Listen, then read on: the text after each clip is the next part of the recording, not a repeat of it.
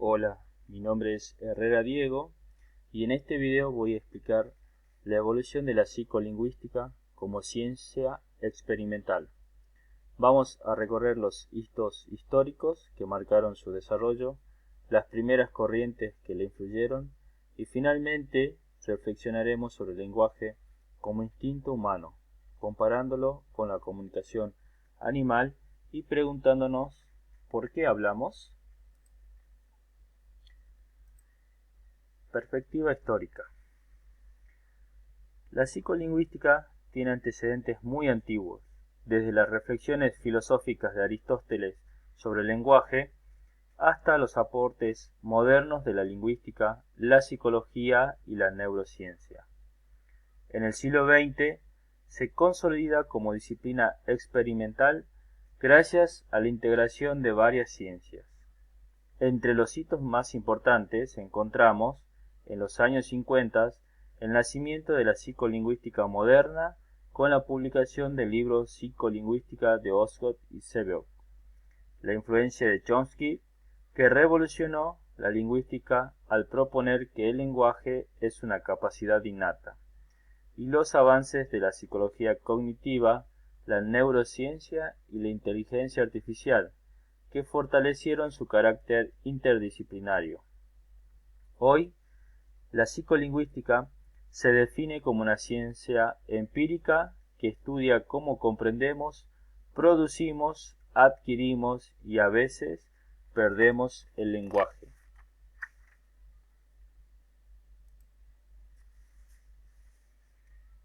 Los primeros enfoques de la psicolingüística estuvieron muy influidos por el conductismo. Para esta corriente, el lenguaje era visto como un hábito aprendido a través de estímulo, respuesta y refuerzo. Un ejemplo clásico es el experimento del pequeño Albert de Watson, que mostró cómo se podía condicionar el aprendizaje de respuestas emocionales. Desde esta perspectiva, hablar era repetir lo que se escuchaba, reforzado por el entorno. Este modo de entender el lenguaje lo reducía a una conducta medible, dejando de lado los aspectos internos y creativos. Teoría de la información. Además del conductismo, la teoría de información de Shannon y Weaver aportó un modelo técnico de comunicación que también influyó en los primeros pasos de la psicolingüística. Este modelo plantea una estructura lineal: emisor, mensaje, canal, ruido y receptor. Aunque surgió en el campo de las telecomunicaciones, fue aplicada al estudio del lenguaje como un proceso de transmisión de señales. Estas dos influencias, conductismo y teoría de la información, marcaron la primera fundación de la psicolingüística, buscando explicarla como conducta y como comunicación formal. Lenguaje como instinto. Más tarde, Noam Chomsky propuso que el lenguaje es un instinto biológico, una facultad universal propia de los seres humanos. Según él, todos nacemos con un dispositivo de adquisición del lenguaje, el LAT, que nos permite aprender cualquier lengua si recibimos estímulos adecuados en la infancia. De ahí surge también la hipótesis del periodo crítico, que explica la facilidad con que los niños pequeños aprenden idiomas en contraste con la dificultad de los adultos. Comunicación animal versus lenguaje humano. La propuesta de Chomsky contrasta con los sistemas de comunicación animal. Aunque los animales se comunican mediante sonidos, gestos o señales químicas, su comunicación es limitada y fija. Los humanos, en cambio, tenemos creatividad lingüística. Somos capaces de generar infinitas frases nuevas y originales.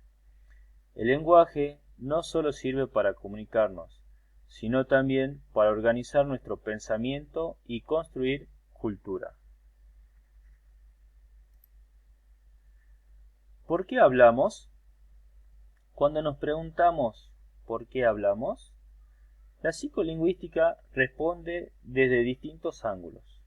Hablamos porque necesitamos comunicarnos y cooperar, porque el lenguaje funciona como una herramienta para organizar el pensamiento y porque constituyó una ventaja evolutiva que nos permitió transmitir conocimientos, construir sociedades y sobrevivir como una especie. Conclusión. La psicolingüística evolucionó de las primeras teorías conductistas y modelos informacionales hacia una ciencia cognitiva interdisciplinaria. Hoy estudia el lenguaje como facultad biológica, cognitiva y social.